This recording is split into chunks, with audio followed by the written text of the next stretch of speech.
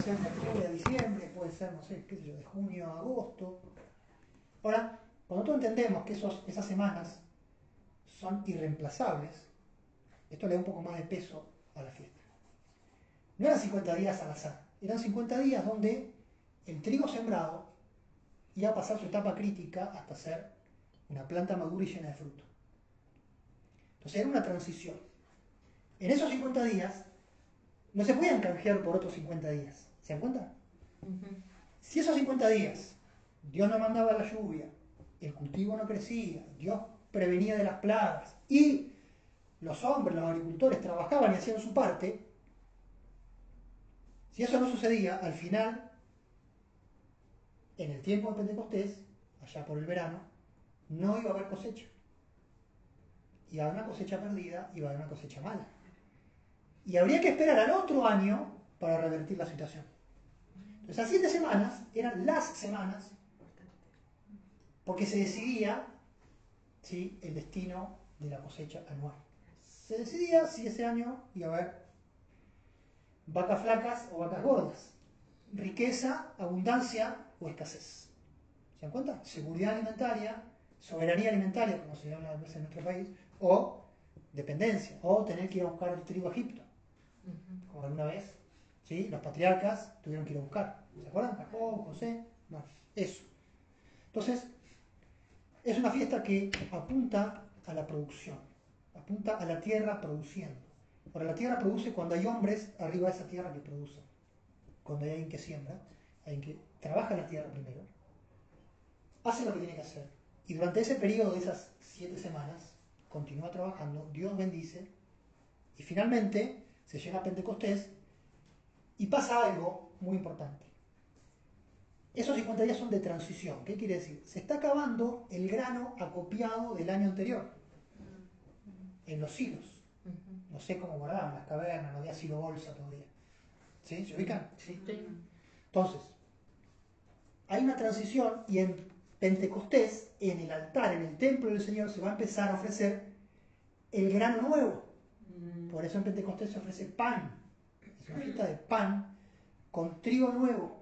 ¿Qué quiere decir? La bendición de Dios permitió un nuevo ciclo.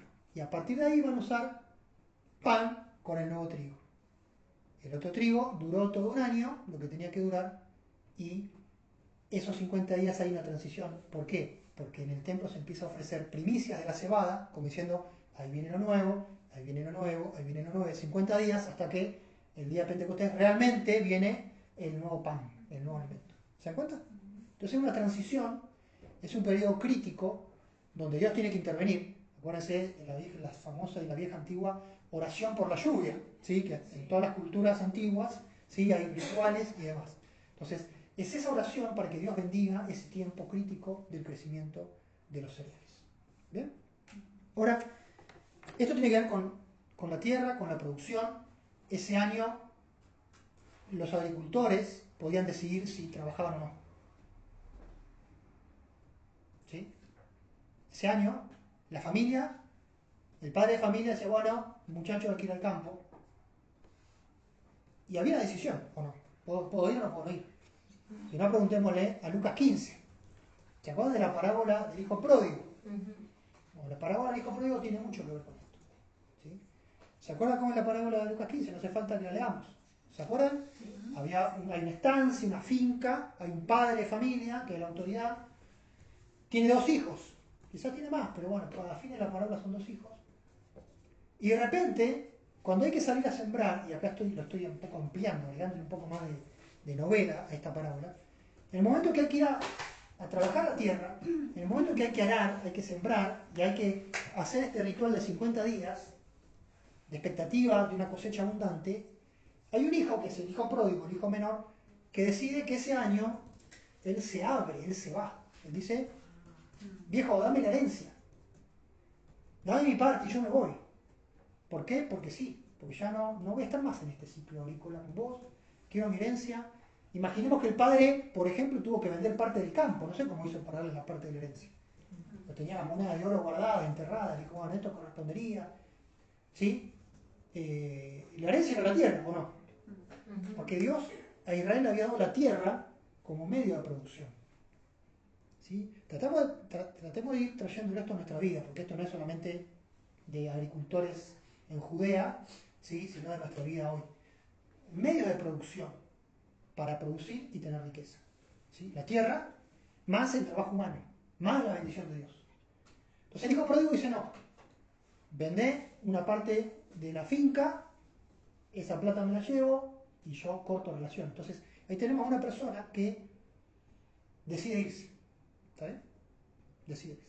Vamos a dejarlo por acá. El agricultor pasa 7 semanas, llega al día 50, es bendecido.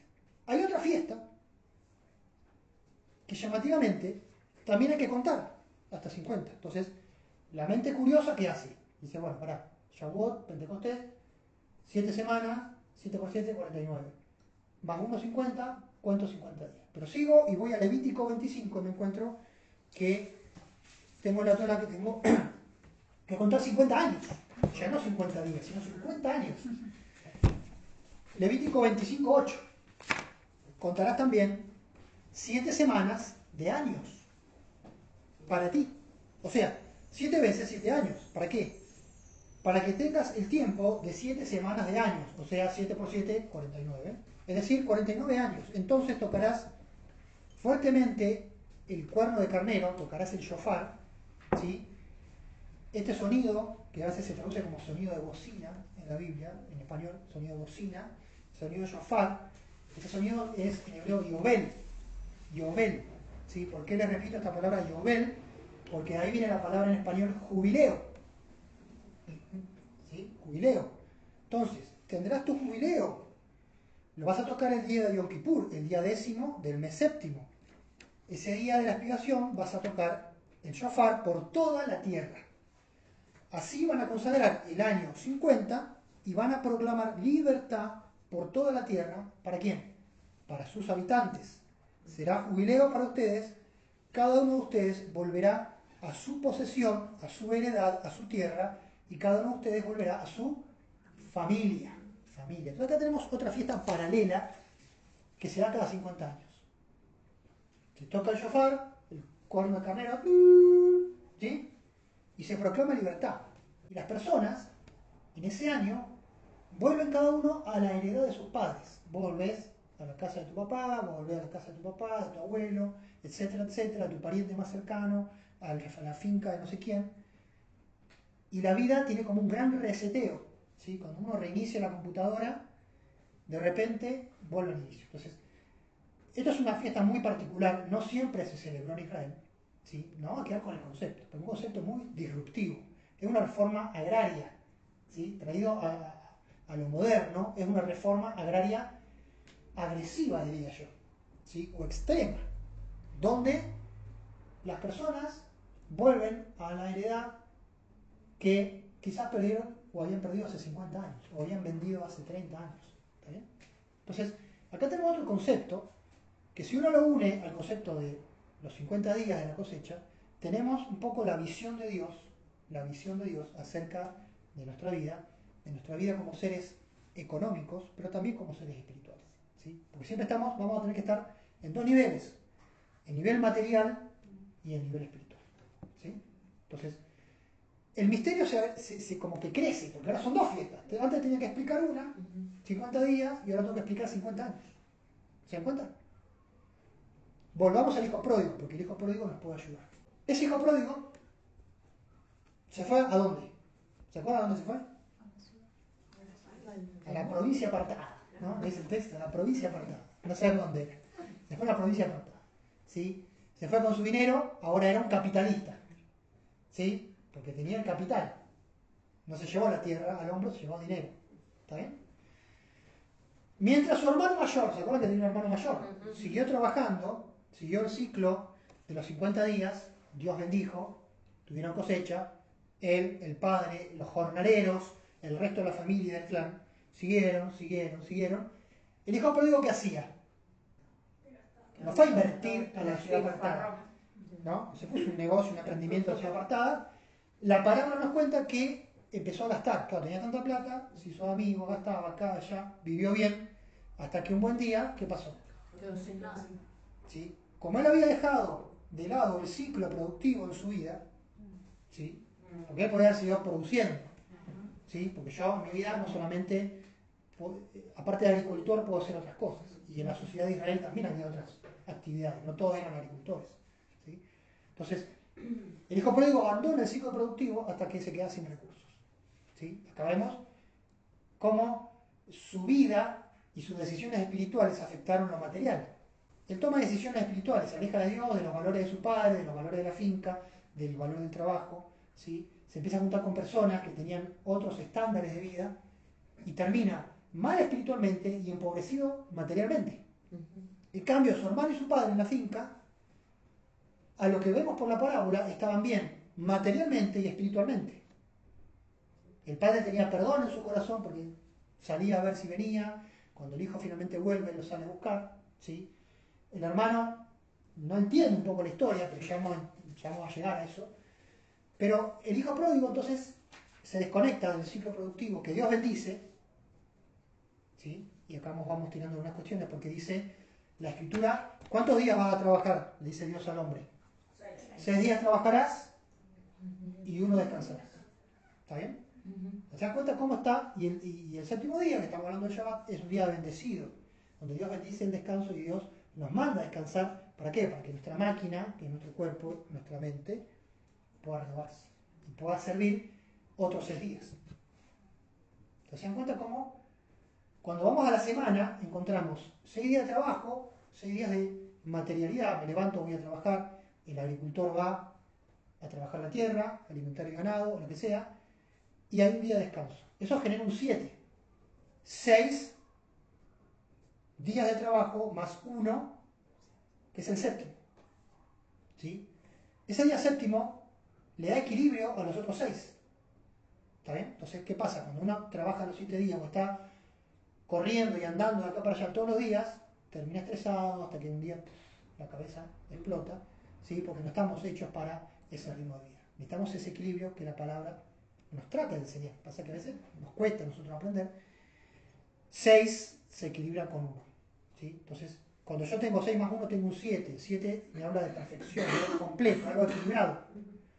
6 me habla de algo material, algo bueno, algo que Dios permite, algo que Dios quiere, pero que no está completo, no está equilibrado. Hace falta agregarle ese 7. El hijo pródigo pierde ese equilibrio, porque él se va de esta lógica espiritual, él se va de la finca, él se va a la provincia apartada, donde no se practicaban estas cosas. Y termina sin la bendición de estos ciclos, ¿sí? Sin la bendición de estos ciclos. Su hermano, su padre, tienen 7 ciclos de 7, ¿no eran 7 por 7?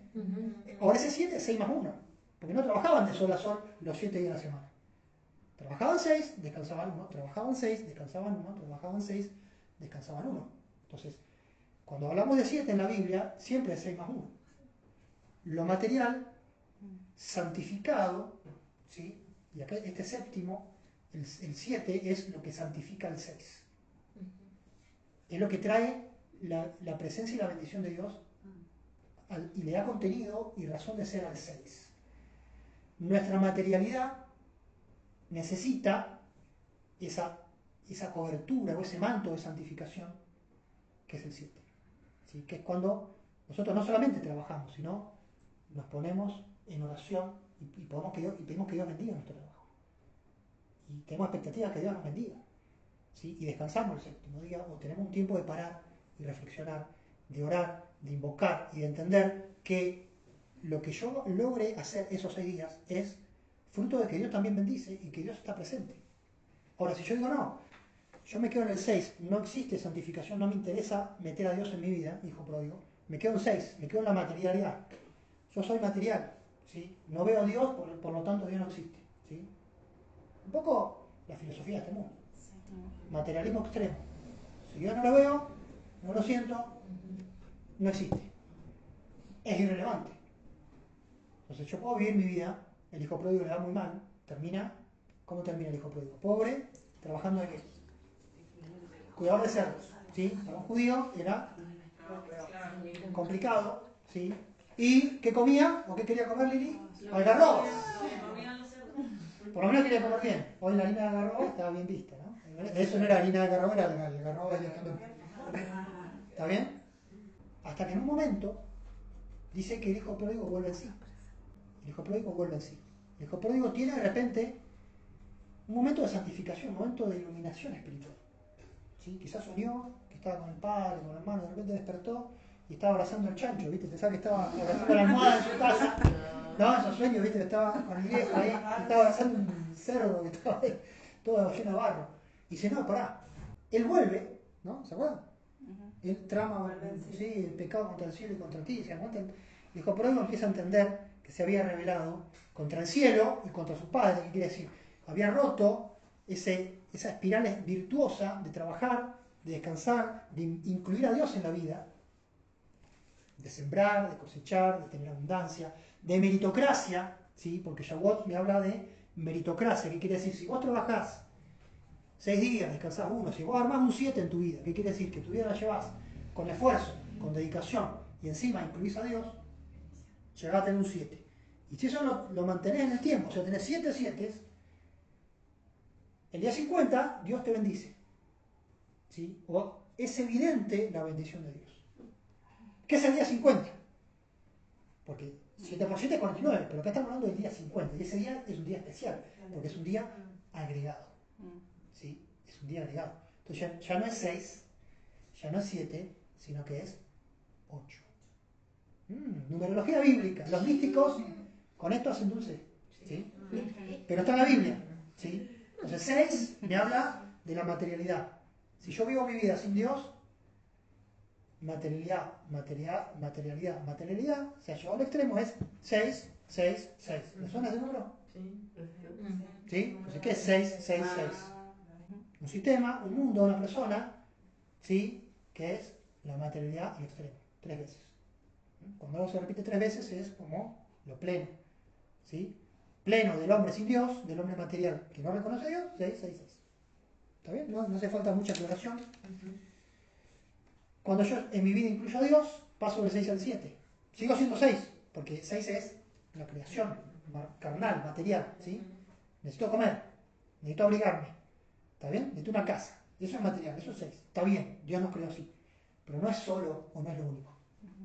Cuando yo, aparte de eso, incluyo la espiritualidad y yo santifico al 6 con mi espiritualidad, con ir con a Dios, con abrir la palabra, con pedir que Dios bendiga, etcétera, etcétera, yo paso el 7. Y si yo permanezco el 7, en algún momento llega el 8. ¿Y qué es el 8? El 8 es lo divino. El 8 es lo que no es de este mundo, lo que excede a nuestra percepción natural. ¿Sí? El 8 no es humano. El 8 es lo que Dios hace y yo puedo recibir. ¿Sí? Para eso, y antes, háganme acordar que tengo que volver al hijo pródigo. Pero antes de eso, para que ustedes me crean, porque no sé si me están creyendo. Ustedes están dudando. ¿Qué dice la Biblia del 6? Bueno, yo les dije, materialidad, yo creo que más o menos están de acuerdo. ¿Sí? ¿Qué dice la Biblia del 7? 7 días de la creación, 6 más 1. El Shabbat es el séptimo día, un día santificado.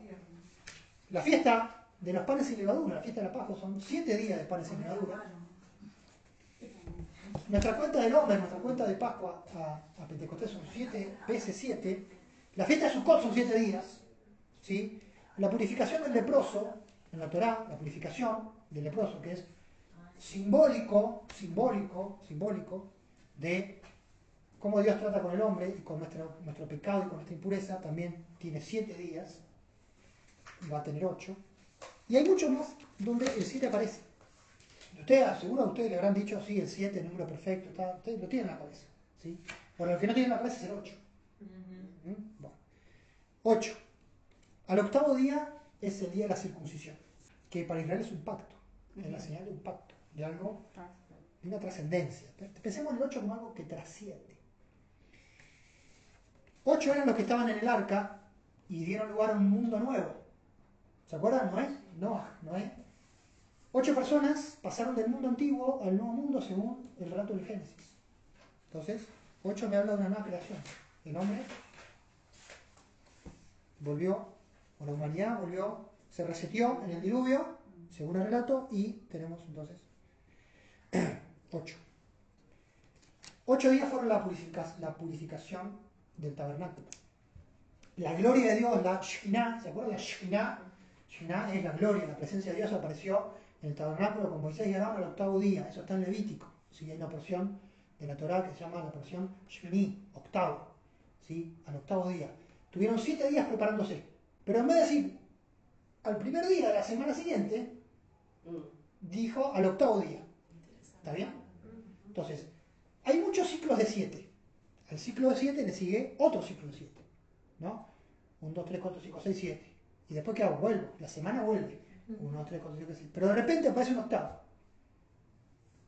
¿Se dan cuenta? Que tiene que ver con la intervención divina sobre nuestra experiencia humana. 8 días para el ritual del leproso curado. Cuando el leproso se curaba, pasaba 7 días en observación y al 8º día había un ceremonial muy particular. ¿Sí? Vuelvo a repetir, la lepra en la simbología bíblica es muy importante, como que resume nuestra condición humana, ¿sí? Delante de Dios, nuestra impureza. ¿Se dan cuenta? El día 8º. Ya les dije que Shavuot, Pentecostés y Jubileo hay que contar 7 por 7 y agrego uno más, que ese uno más es 50, pero también es 8, porque es el día después del 7. ¿Me siguieron? La fiesta de tabernáculo son 7 días, pero se le agrega un día más, que es el día que se llama la gran salvación, el día 8º. Ese día Yeshua gritó, es la única vez que lo encontramos en el Evangelio gritando. Si alguno cree en mí, como dice la Escritura, de su interior correrá río de agua viva. Lo dijo el día 8º de tabernáculo. La resurrección de Yeshua fue después del día 7º. Dice, bueno, fue el primer día de la semana, pero también fue un 8º. ¿Sí? No tenemos tiempo para pensar y estudiar la última semana de Yeshua, ¿sí? ¿Sí? La famosa Semana Santa. Por algo se llama Semana Santa. ¿Sí? Hasta el Papa se dio cuenta de eso. Semana Santa. ¿Sí? ¿Cómo empieza la Semana Santa? La Semana Santa empieza con la cena, en lo de Lázaro, donde es ungido, la entrada triunfal, hasta la resurrección. ¿Sí? Y la resurrección tiene lugar al 8º día. Y simbólicamente tiene todo que ver con el 8º día. ¿Por qué? Porque después de la semana de Yeshua perfecta, donde reposa en la tumba, inclusive, el Shabbat, lo divino se manifiesta en él y resucita. ¿Se dan cuenta? No que estaba enfermo y se levantó y empezó a leer un tecito, no. Resucitó. Algo que excede nuestro mundo. Algo que pertenece a la salvación de Dios, el 8. Entonces, ahora volvemos a Pentecostés y vemos, Dios quiere que yo tenga 7 ciclos de 7 para bendecirme con una manifestación del día 8º, que es el día 50. ¿Se dan cuenta? Dios bendice en el jubileo, cada 50 años, yo cuento 49 donde tengo que trabajar, donde tengo que cosechar, donde de repente vendí, donde de repente me quedé pobre, donde no hice los méritos suficientes, donde mi viejo decidió mal en la vida y yo estoy pagando los platos rotos, porque cada 50 años, imagínense el que nació el año siguiente al jubileo, le va a tocar el jubileo cuando tenga 50 años.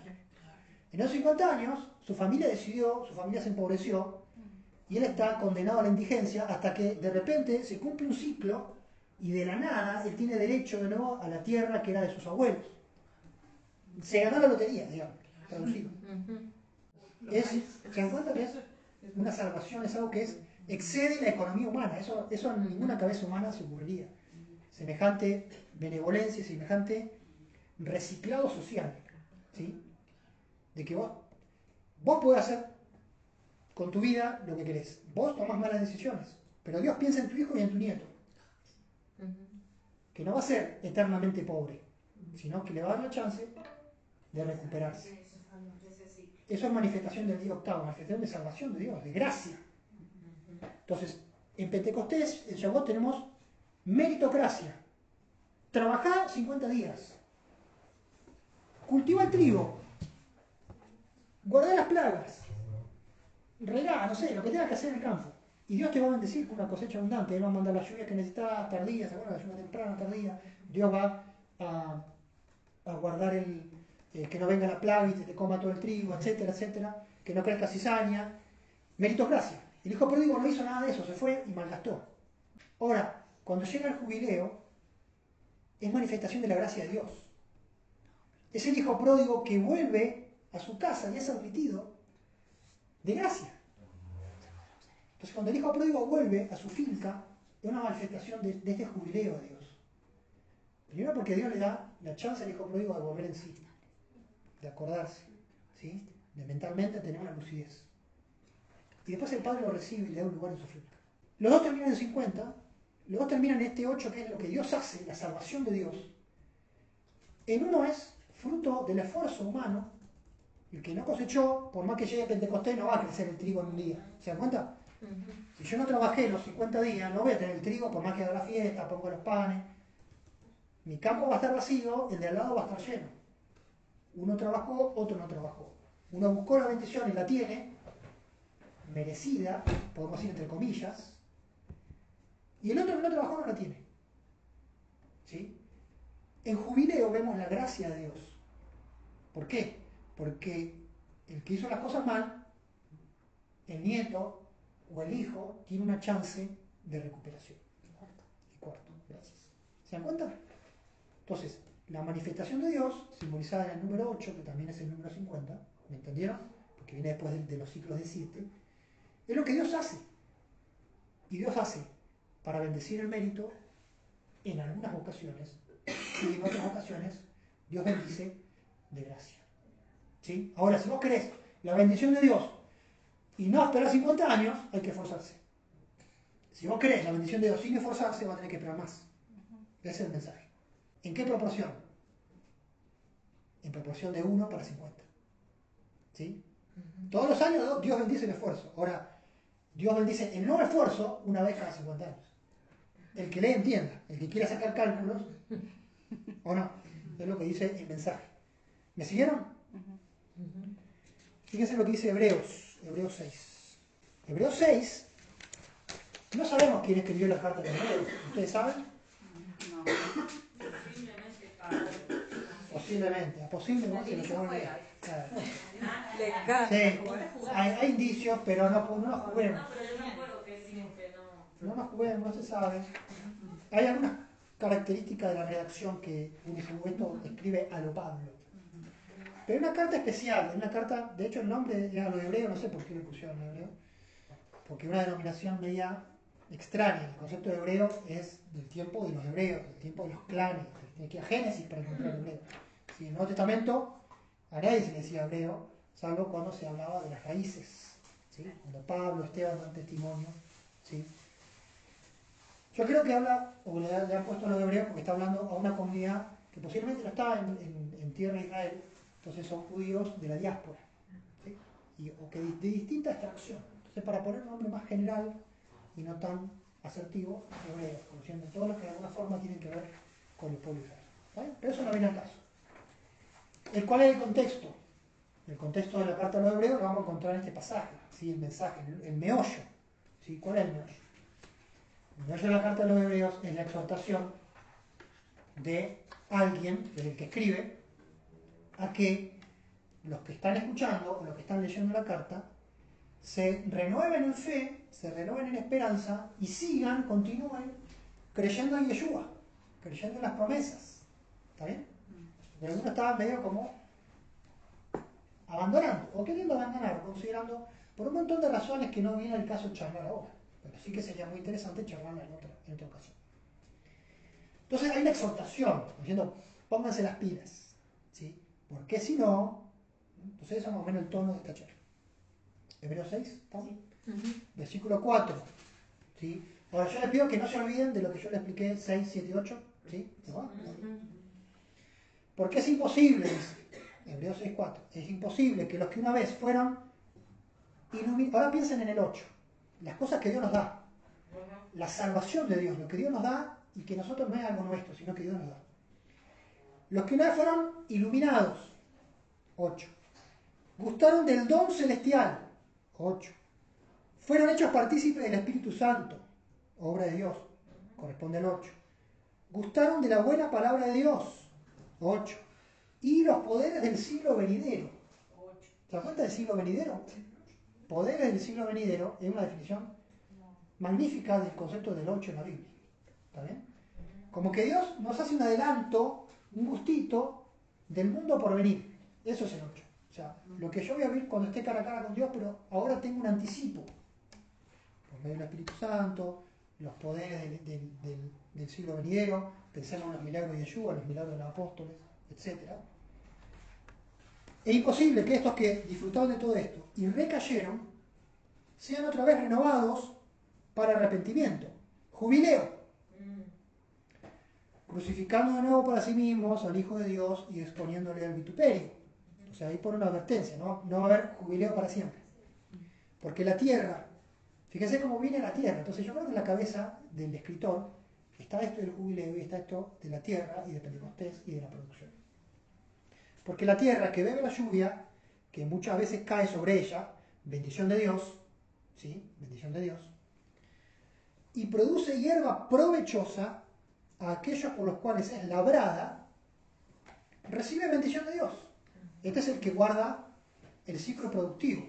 Este es el que produce, el que hace algo con su vida, ¿sí? El que tiene temor de Dios y hace algo con los medios de producción que Dios le dio.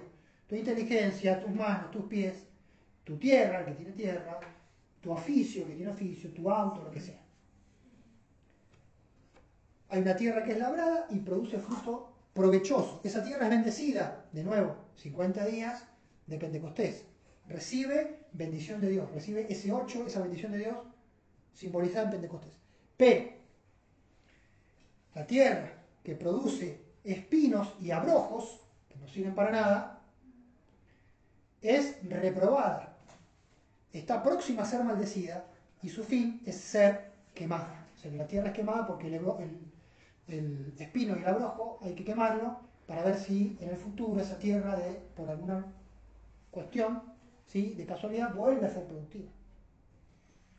Pero en cuanto a vosotros, amados, estamos persuadidos de qué? De cosas mejores, de nuevo, ¿sí?, de cosas mejores, del 8, que pertenecen a la salvación, aunque hablemos así, o sea, aunque hablemos en tono de reproche.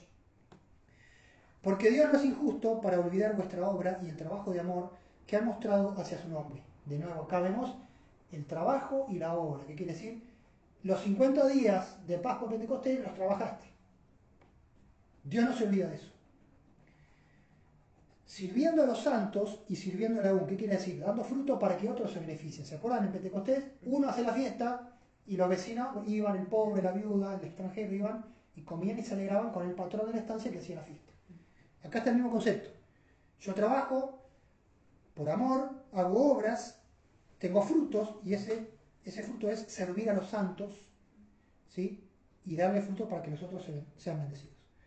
Pero deseamos que cada uno de ustedes muestre la misma solicitud hasta el fin, ¿sí? De nuevo, el concepto de ciclo. O sea, no es el instante.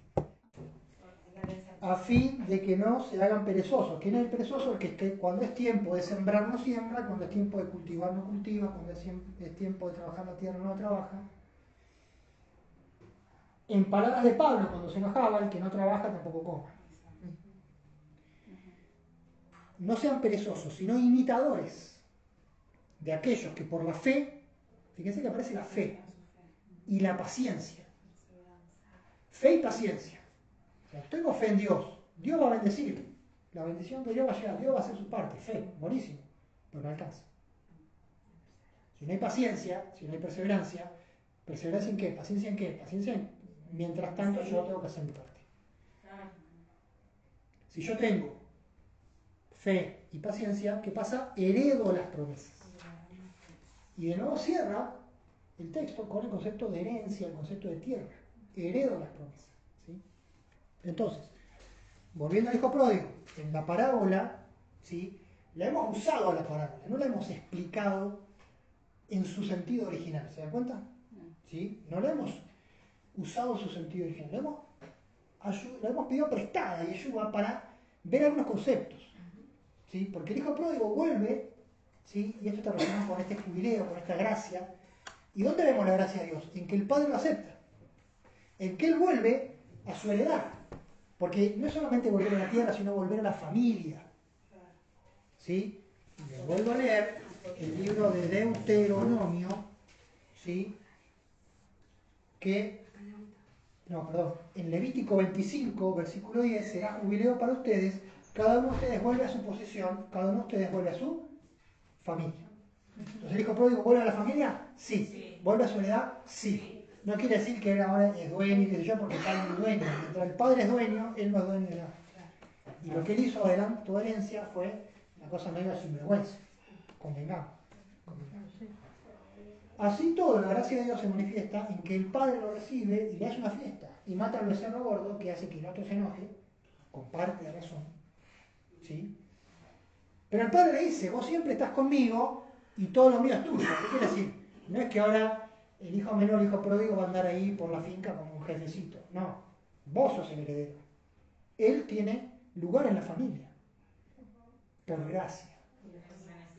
Ahora, hijo pródigo, se acerca una nueva cosecha. ¿Va a trabajar o no? Se acerca un nuevo ciclo de Pentecostés. Se acerca la tierra que tiene que ser trabajada, los ciclos de 7 que tienen que ser cumplidos. ¿Qué vas a hacer, hijo pródigo? Y más vale. El hijo pródigo dijo, hazme como uno de tus jornaleros. ¿Se dan cuenta? Entonces el hijo pródigo realmente vuelve y se somete al ciclo de bendición anual. Pero tuvo su momento de gracia. Y esto va a ser el Evangelio, esto es símbolo del Evangelio. ¿Está bien? Entonces el Evangelio es como un jubileo. ¿Está bien? El Evangelio es como un jubileo. Isaías 61 nos habla de esto. Y Lucas 4, y con esto sí terminamos, Lucas 4, Dios quiere que todos estemos produciendo, esa sería la conclusión. Dios quiere que todos estemos produciendo. Porque para eso fuimos creados. Si no, volver a leer Génesis 1. ¿Sí? Señorar la tierra, producir, el jardín de Edén, cultivarlo, guardarlo, etcétera, etcétera. Y cuando alguien se cae de ese ciclo productivo, no solamente es un vivo que vive sin trabajar. No es eso. El concepto bíblico es una desgracia. Porque necesariamente está asociado a algo espiritual. Si no lo estamos produciendo, es como un auto que no anda. ¿Sí? Un horno que no cocina. ¿Qué es? Una desgracia. Entonces, personas fuera del ciclo productivo, y cuando hablo de ciclo productivo no solamente el que está sembrando zanahorias, sino el que enseña, el que está en un taller mecánico, el que hace cualquier actividad, porque hoy nuestra actividad económica es muy diversa, ¿sí? Pero se simboliza en la base de la economía que es la agricultura. Lo dijimos al principio, porque si no, no hay alimentos y no existimos. Si yo puedo ser docente, pero si hay una hambruna general, dejo de ser docente mañana y me pongo a sembrar zanahorias. ¿Sí? Y si lo puedo hacer al mismo tiempo, lo voy a hacer. ¿Está bien? ¿Se dan cuenta? Entonces, la gracia de Dios entra para que nosotros nos volvamos a enganchar en la rueda productiva de la vida, que es una rueda material y es una rueda espiritual. ¿Sí? Porque yo tengo que trabajar y producir materialmente y espiritualmente. O bendecir a mi familia con amor, con actitud de cariño, es algo espiritual. ¿Sí? Ser buen vecino, ¿sí? Más allá de los frutos del Espíritu Santo y otras cosas más, ¿sí? Pero hablando de lo básico hacia arriba, ¿sí? Se trata de productividad material y espiritual. Y para eso Dios nos dio dones. Nos dio medios de producción, nos dio un cuerpo físico, nos dio inteligencia, quizás nos dio una casa, quizás nos dio bienes, quizás tenemos un campo, quizás, etcétera, y a su vez tenemos dones espirituales. ¿Sí? Que serían los medios de producción espiritual, los dones. ¿Se encuentran? Para producir frutos. Por eso los dones son para producir fruto. Lucas 4, con esto termino. Yeshua va a Nazaret. Fíjense, 4:14 de Lucas. Jesús volvió en el poder del Espíritu, ¿sí? En el poder del Espíritu a Galilea, se difundió su fama por toda la tierra alrededor, enseñaba en las sinagogas y era glorificado por todos, y vino a Nazaret, donde se había criado, y en el día de reposo entró en la sinagoga conforme a su costumbre, y se levantó a leer. Le dieron el rollo del profeta Isaías para la lectura en el día de Shabbat en la sinagoga. En ese contexto, lee Isaías 61, que dice: el Espíritu del Señor está sobre mí, por cuanto me ha ungido para dar buenas nuevas a los pobres. ¿Sí? Traducido, jubileo. Buenas nuevas a los pobres. ¡Ey! Pobre, llegó el jubileo, deja de ser pobre. ¿Me siguen? Me ha enviado a sanar a los quebrantados de corazón, a pregonar la libertad de los cautivos. Esto también tiene que ver con el jubileo, ¿sí? Con la libertad de los cautivos, que en realidad en Israel se hacía cada 7 años, pero no tenemos tiempo de entrar, pero también coincidía con el jubileo. Dar vista a los ciegos, y esto de dar vista a los ciegos en la Biblia también tiene, más allá de lo físico, tiene una connotación espiritual. ¿Sí?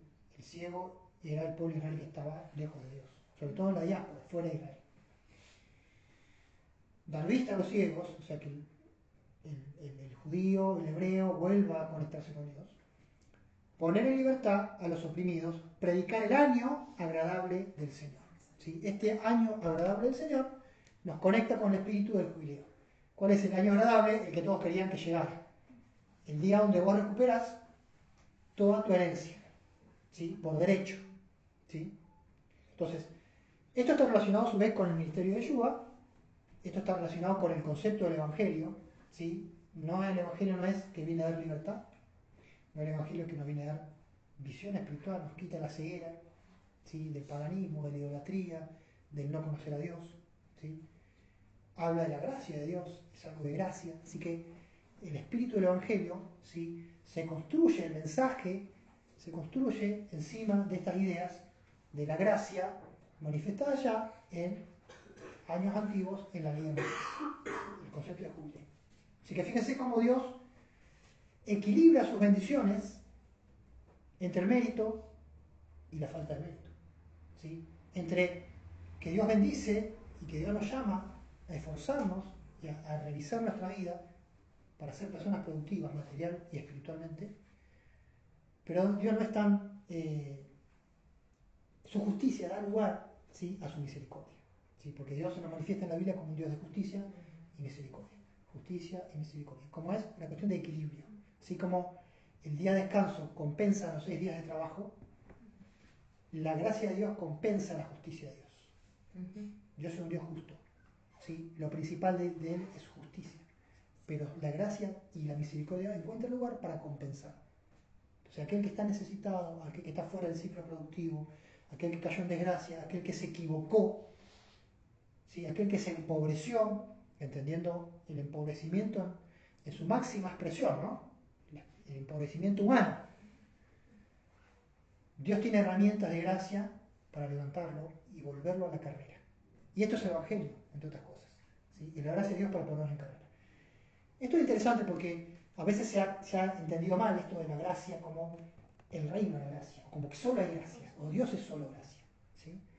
Y encontramos inclusive un contrapunto en la Biblia, en el Nuevo Testamento, ¿sí? Entre Pablo, que va a decir, es la gracia de Dios. ¿Sí? Todo es la gracia de Dios, está bien, pero va a venir Santiago y va a decir, la fe sin obras es muerta. ¿Sí? Porque ¿qué me sigue de recibir la gracia si la gracia de Dios no me hace operativo? Si la gracia de Dios no me pone en marcha. ¿Sí? Es como que la gracia de Dios le pone combustible al auto, le pone el motor, le arregla todo, eso es la gracia de Dios y el auto no anda. ¿Sí? La persona no entra a caminar, la persona no entra a producir. Entonces volvemos a Hebreos y dice, eso es muy arriesgado. ¿Sí? Si vos recibiste la gracia de Dios, te puso a Dios a punto, te levantó y vos no haces nada, ¿sí? Sos como la tierra que recibe la lluvia y no produce. Entonces, sos reprobado, estás próximo a ser maldecido, no estás maldecido pero estás cerca, y tu fin, si seguís así, es ser quemado. Por lo tanto, dice Hebreo, los exhorto a que no sean perezosos, sino imitadores de aquellos que por la fe y la paciencia heredan las promesas. Esas promesas heredadas no son promesas de gracia, eso queda evidente. Esas promesas heredadas son las promesas que se alcanzan por la fe y la paciencia. ¿Sí? Así que pensemos, cuando hablemos de la gracia de Dios y de esas cosas, entendamos que la gracia de Dios viene a equilibrar, que no es lo absoluto. ¿Sí? En el Evangelio es como que es un destello, es algo muy grande, es lo que Dios hace, es su bendición, es su salvación. Pero no podemos quedarnos ahí eternamente, dando vueltas alrededor de eso, sino que eso es algo que nos pone en carrera. ¿Sí? Como dice Pablo, como dice Hebreos, capítulo 11, corramos con paciencia la carrera que tenemos por delante, puestos los ojos en Yeshua, autor y consumador de ¿qué? De la fe. Y acá no estamos hablando de legalismo, y acá no estamos hablando de obras muertas, y acá no estamos hablando de la justicia que es por las obras y toda esa historia. Estamos hablando de que Lo que Dios hace, ¿sí?, por gracia es resetearnos, reciclarnos, ponernos en condiciones de cumplir nuestro propósito. ¿Sí? Entonces, de eso se trata. ¿Cómo? En volvernos jornaleros y ejercicios. Volvernos jornaleros. ¿Sí? Traducimos jornaleros, siervos de Dios. Pablo dice, la gracia nos salva. Y ahora esa gracia, automáticamente, estoy hablando de Romanos 6, nos hace siervos. No es que la gracia de Dios diga, bueno, ahora puedo pecar porque la gracia abunda. No, de ninguna manera. Ahora puedo olvidarme de Dios porque la gracia es infinita. No, de ninguna manera. Porque vos, en eso, ¿cómo recibiste la gracia? Recibiste la gracia muriendo y resucitando con Yeshua, en un plano místico, en un plano espiritual, una forma de entenderlo. ¿Cómo recibiste la gracia? Como el hijo pródigo que dijo, ahora soy un jornalero. He pecado contra el Señor y contra ti. Entonces, así como el hijo pródigo se hace jornalero, Pablo entiende que aquel que recibe la gracia de Dios, que estaba en la oscuridad, que estaba lejos, que estaba en la provincia apartada, recibimos la gracia de la salvación para ser jornaleros de Dios, para ser siervos, lo dice. Siervos es lo mismo que jornalero. ¿Está bien? Entonces, para trabajar, como diría Efesios, por gracia sois salvos. ¿Se acuerdan? Efesios 2, versículo 7, nos encanta. Por gracia sois salvos. ¿Para qué? Termino con esto, ¿les parece? Ahora sí, discúlpenme que siempre digo que termine y no termino. Pero bueno, porque acá es más, es como para terminar sin palabras mías, con palabras de la palabra, ¿no? Fíjense lo que dice Efesios 2.7. 2.8. Por gracia son salvos por medio de la fe, y esto no es de ustedes, pues es don de Dios, el hijo pródigo que vuelve y recibe la gracia del Padre. ¿Está bien? No por obras para que nadie se gloríe. Si el hijo pródigo no tenía obras, tenía errores, macanas, actitudes soberbias. Versículo 10. Porque somos hechura suya, o sea, el hijo sigue siendo hijo, el hijo es reconocido como hijo del Padre, el hijo pródigo. Vuelve a ser reconocido como hijo, creados en el Mesías Jesús, ¿para qué? Para buenas obras, las cuales Dios preparó de antemano para que anduviésemos en ellos. O sea, las obras nos están esperando, o sea, las obras están ahí diciendo, bueno, espero, estoy tranquilo, pero mirá que de antemano las obras te están esperando vos, ¿no? Que bueno, no sé, en algún momento Dios me va a iluminar para ver qué obras tengo que hacer, ¿no? Que dicen, no, las obras ya están esperando por vos. ¿Sí? ¿Por qué? Porque son las obras por las cuales Dios te creó. Entonces, la gracia es para ponernos en condiciones de cumplir estas buenas obras que Dios preparó de antemano. Así que la gracia de Dios o la salvación de Dios no es por obras, es para obras. Ahí conseguimos armonizar el espíritu de gracia de jubileo y el espíritu de fruto y de trabajo con la bendición de Dios de Pentecostés. ¿Se dan cuenta? Una cosa equilibra la otra y en eso encontramos la bendición de Dios de la forma equilibrada. ¿Amén? Amén.